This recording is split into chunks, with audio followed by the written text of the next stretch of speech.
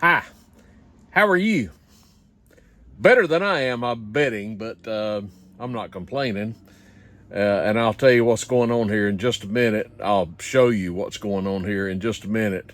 I don't know when this video will upload. It is Tuesday afternoon, 2 days before Thanksgiving, and we've had quite the day around the old homestead.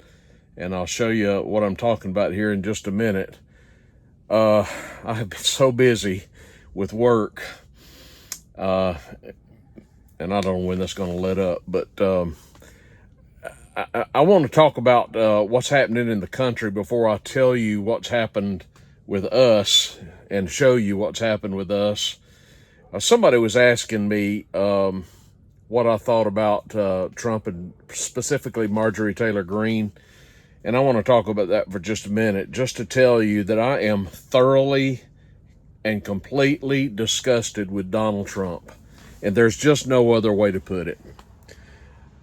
And I don't even know where to begin, folks. We got us a new little tent. I'm out here on our deck, and this was an early Christmas gift. It keeps us out of the weather, and we've had weather. More on that later. Marjorie Taylor Greene is currently the congressional representative from northwest Georgia, and I'm very familiar, of course, with that area, and very familiar with Marjorie Taylor Greene. I'm a big fan of hers. Marjorie Taylor Greene is a brave woman.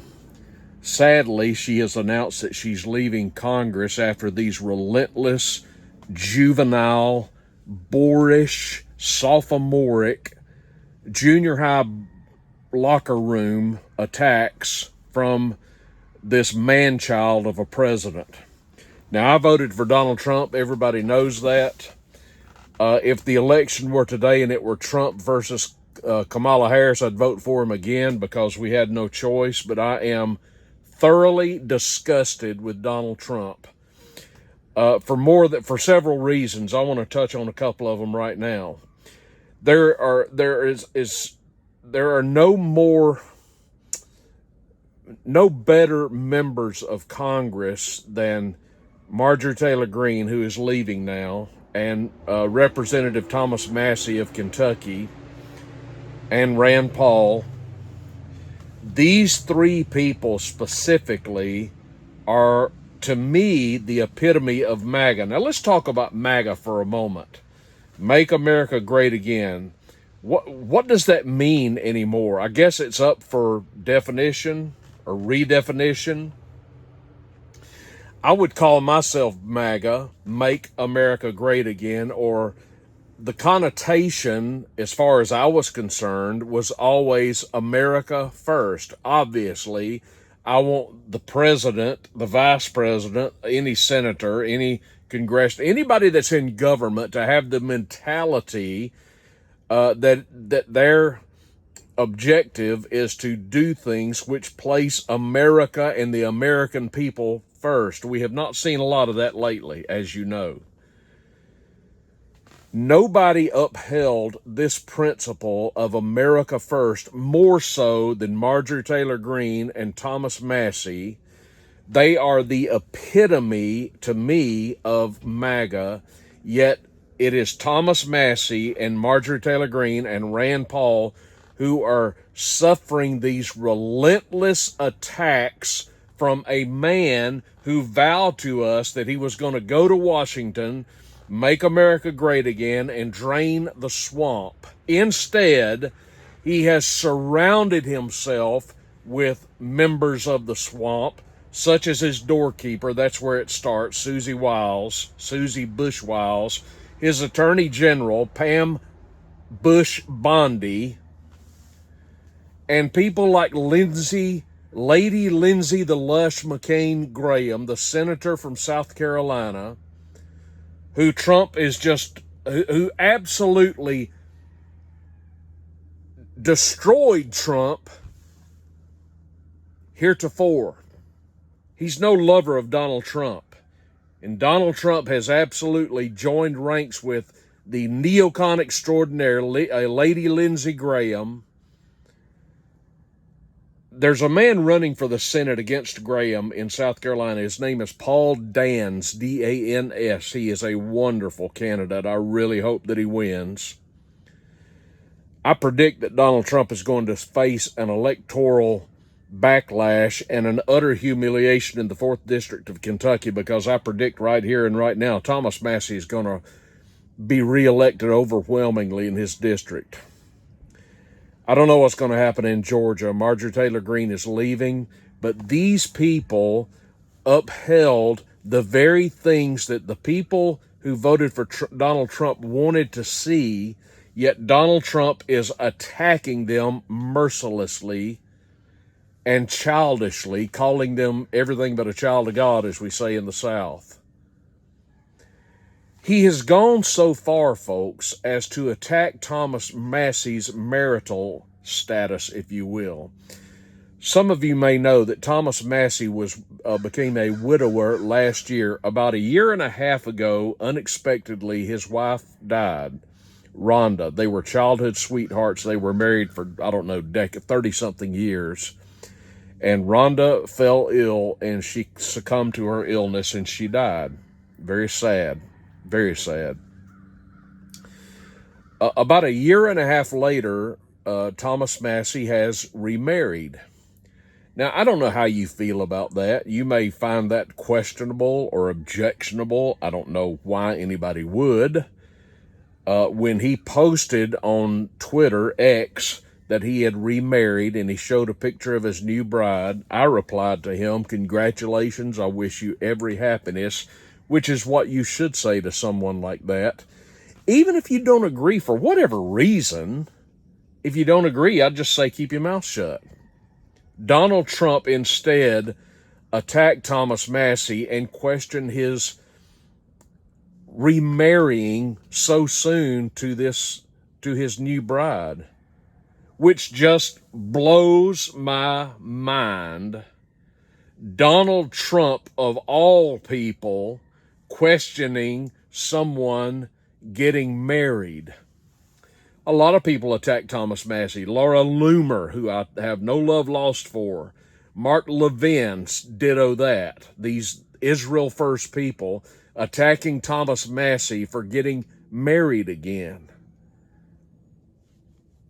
It's mind-boggling to me that the President of the United States would take to social media and attack this good man and question the fact that he chose to get remarried. Thomas Massie met this woman. She had been, I believe, associated with Ron Paul when he was in Congress. If anybody can find happiness in their life, that's a good thing, right? There's no remarrying age, and there should be no grief police. People grieve losses in their own way, in different ways. Thomas Massie lost his wife, and he undoubtedly was devastated by that, and he had a period of grieving and of mourning that was right for him. But as time passed, he found someone else.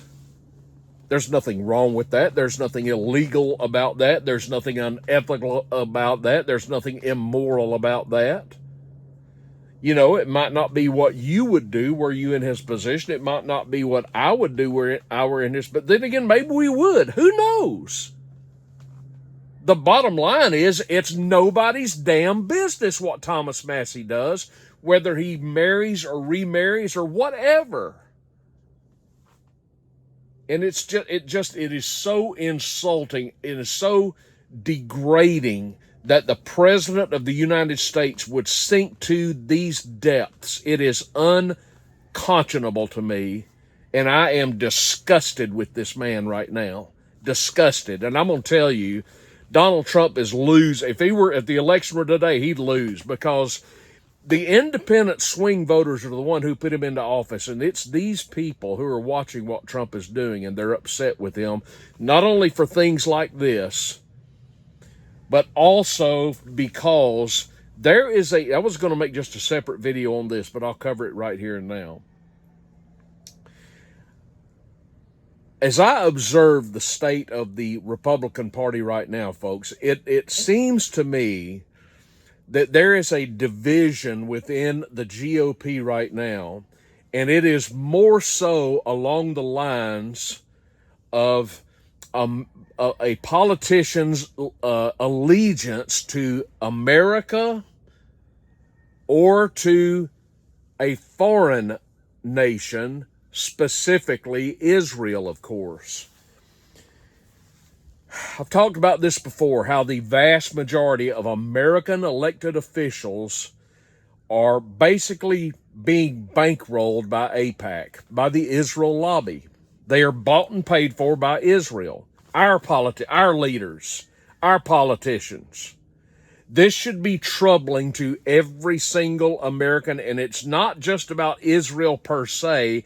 It's about any government, whether it be Israel or Peru or Russia or Australia or pick a nation. Our politicians should not be being funded by foreign governments and entities therein. And this thing about AIPAC has been exposed for all that it is. And if you're paying attention, you've been seeing this great divide between people on the right, such as Tucker Carlson and what's the kid's name? Fuentes and Candace Owens, think of her what you will, but they have exposed the fact that our politicians' allegiances, by and large, are to Israel, not America. This is not right. It's not true of Thomas Massey. It's not true of Marjorie Taylor Greene. It's not true of Rand Paul, who don't take one thin dime from AIPAC, from the Israel lobby. You think maybe that's why Trump wants them gone? Now, Lindsey, the lush Lady Graham, is taking millions of dollars, or hundreds of thousands at least. It's probably over $1 million from AIPAC. I'd have to go back and check. And Donald Trump is just fine with that. That's no problem. And I'm telling you, this has been exposed as the scandal that it is. If you follow Rich Barris, there's no greater pollster than Rich Barris. I recommend that you follow Rich Barris, Baris, the People's Pundit. He's on Twitter. Rich Barris, Robert Barnes, who should be the Attorney General. There's no one more accurate in their polling, and this is provable, than Rich Barris. And Rich Barris is basically saying it's basically the boomers who are fine with the allegiance to Israel for a couple of main reasons. I won't get into them here. I've done it before. It's either religious reasons or political reasons. They've just been sold this bill of goods, this bullshit about Israel, and they bought into it. They think Israel is just this bastion of morality in the Middle East. It's just utter nonsense. And there's no Christian reason to support Israel either. That's just a fact. But this largely the boomers are okay with our allegiance to Israel. But when you get into the next generation, when you get into Gen Xers, when you get into the millennials, they don't have this affection for Israel. And this is where the dividing line is. And according to Rich Barris, less than 30% of the American electorate have any sense of obligation or affection or allegiance toward Israel. This is an issue future politicians, and I mean in the immediate future, are going to make hay with. Those who are not on the payroll of AIPAC, those who are not beholden to Benjamin Netanyahu, this genocidal maniac, this evil man in Tel Aviv. This is going to be trouble for Tel Aviv Ted Cruz, Lindsey Graham, and almost every other politician in Washington, because the younger generation, not my generation, I'm on the tail end of the boomer generation, but the younger generations are basically looking at this saying, what the hell? Why are you beholden to Israel? And this is the question to ask.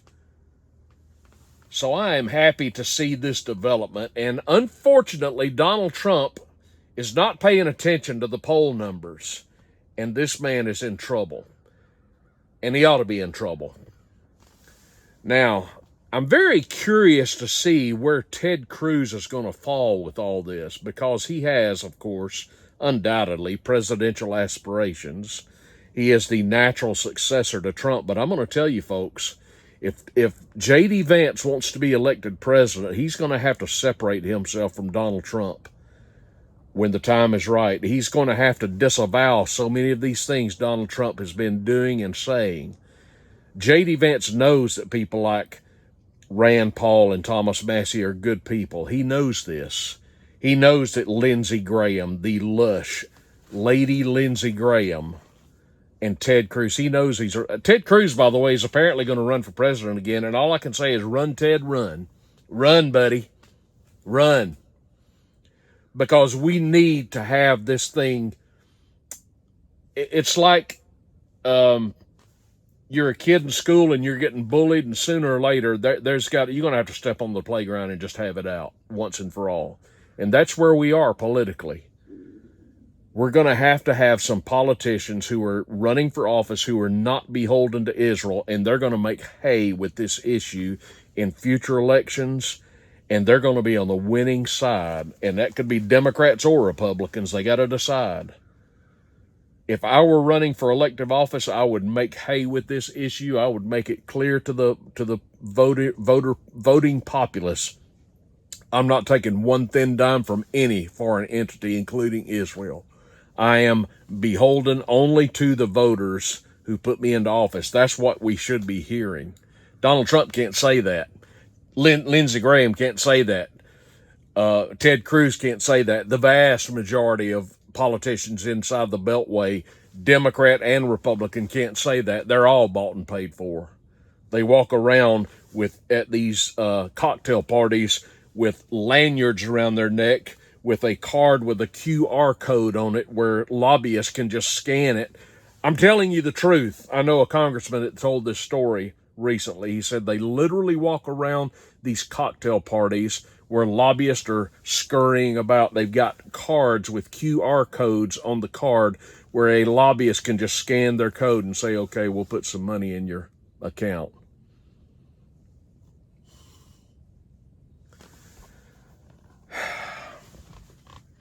The future is bright if we can get the right people into office, but we have been betrayed by Donald Trump yet again. We, the suckers, the bridesmaids, are left at the altar because we've been lied to yet again. And here we go again on foreign policy. Remember Donald Trump, this war would never have happened if I were in office. I'll have this war settled within 24 hours. Bullshit. And I've said it a million times, and I'll say it again. Russia is going to win this war. Vladimir Putin has all the cards, and he's just going to keep on going until we reach his terms. That's what's going to happen. Now, I want to say one more thing before I show you what we're going through right here.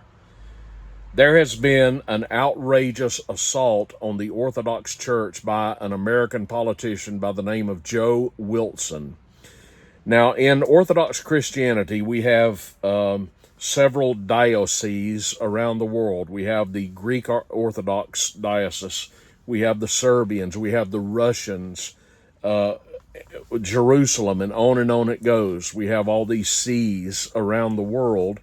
We had Rome until the Great Schism of 1054, when they left the church and started the Roman Catholic Church, when the Pope declared himself the Vicar of Christ. There is no Vicar of Christ. So we've been in schism since that time. I am an Orthodox Christian, and I am in the Russian diocese. We could be Greek, we could be Antiochian, could be Serbian, what have you. But this is getting a little bit into the weeds here, but because of the Bolshevik Revolution and the persecution of Christians, which largely went unreported in America, the Russian see basically granted a body in America to represent them in the Americas, and that was called the Russian Orthodox Church outside of Russia. That's my diocese. That's where I am. That's where I worship. That's where I am. I maintain my credentials, if you will, as an adherent. And Joe Wilson came out this week and attacked the Orthodox Church, specifically the Russian Orthodox Church, and called our priests, our clerics, agents of Vladimir Putin. That was an American congressman who declared that, Joe Wilson, a Presbyterian from South Carolina. This is outrageous. Most of our clergy, our priests, our bishops are American born. Not to insinuate, to say that they are agents of Vladimir Putin is outrageous. An American politician saying that. But that's where we are in America right now. I just wanted to come on here and tell you how disgusted I am with Donald Trump, and I am. And that's what's going on. Now, let me switch this thing around and I'll show you what's happened. Today, as I say, is Tuesday, 2 days before Thanksgiving. I'm leaving tomorrow, God willing, for Georgia to go be with a couple of my kids over there. One of them is having surgery this morning. My daughter, Tara, I love you, honey. And but she's doing very well, I believe. So I'm going to go over there and nurse her, try to help nurse her back tomorrow. But let me show you what happened this morning before I turn the camera around. This morning I got up to go to work early, like I do every morning at 2:30. And I went over to my warehouse about 4 o'clock to load my trailer so that I could go and work some stores. Everything appeared calm. But while I was loading my truck, a storm came up, and I mean, it was a humdinger of a storm. The rain, I'm literally telling you, the rain was sideways at my warehouse. The wind was howling. My trailer was shaking. The roof of the thing was just going, it was a tin roof, and it was just up and down and up and down. And I honestly thought we were having a tornado. It was scary.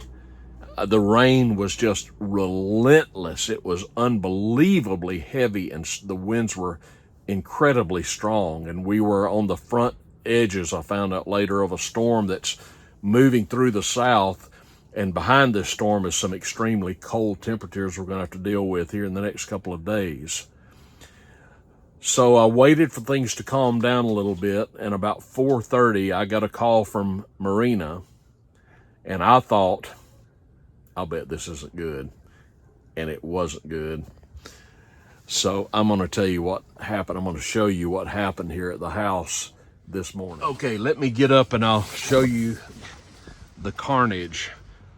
This is my front yard. And you can see the remnants of the top of a tree because our house got clobbered last night by a tree. It's very wet. Let me be careful here.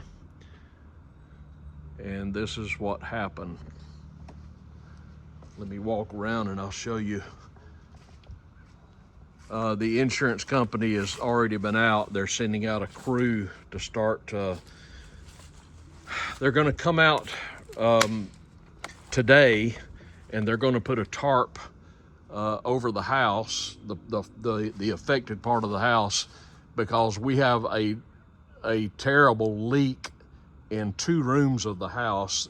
These windows right here, that's the master bedroom, and the water, when it's raining, it was just leaking. It's like you could be inside. It's like there was a waterfall in the house. It was that bad. We were having to just put buckets under the roof and collect the water that was coming in through the bedroom ceiling. This is the front yard. The debris is still everywhere. It's just an absolute mess right now. Let me walk around back. I'll show you what happened here. This tree was knocked over last night during the storm. You can see it fell from, that's the tree it fell from. And it fell onto the back of the house right there, and then it broke off the back of the house and tumbled over to the front part of the roof and then landed there. And that's the damage it did. It's fairly extensive. We've had a mitigator out this morning. We have, of course, we're insured, and there's several cracks in the ceiling. There's just gonna have to be a lot of repairs done. And so there's a crew coming out this afternoon to get up on the roof and put a tarp up there you know, so we won't have water coming inside the house. But it's pretty bad. And then the adjuster is coming out either today or tomorrow to do an estimate on the damage. And after that, they'll have some crews come out in the next few days to start on repairs. And all I can say is thank heavens for insurance. You gotta have insurance, folks. But hey, look at the bright side, we got some firewood. So that's been our morning, 2 days before Thanksgiving. And wow, it's been a day. It has been a day. What else has gone on? I guess that's about it. So I'm just glad we're insured. I'm glad we're safe. Thank the Lord for that. But yeah, that's our house. Kind of sad, but it'll be all right. There's several cracks in the ceiling that they're going to have to repair, but he said the mitigator that was here said that it's all repairable, so we should be back in business before it's habitable. They were initially saying that they were going to have to put us up in a hotel, but after further review, they said that it's inhabitable, or habitable, I should say. We can stay here. The power's still on. Our internet's out. This was a wicked storm that came through. I'm telling you, it was powerful. But I think it's supposed to rain off and on all day. But I think it's right now things are calm, and I hope they stay calm. Let me see if I can take you inside and show you the interior damage. Hold on. There's Marina. Say hello, Marina. Hello, Marina. Hi, guys. It's a house of darkness. Not all the lights are working, but some of them are. I think the bedroom lights are out. We've had to put the buckets up on top of our chest here. And I mean, when it was raining, it was like just a waterfall in here. That's the biggest damage. And we've just been bailing, filling buckets, and this is in the master bathroom. And there's spots like this in several places and cracks in the ceiling, so. But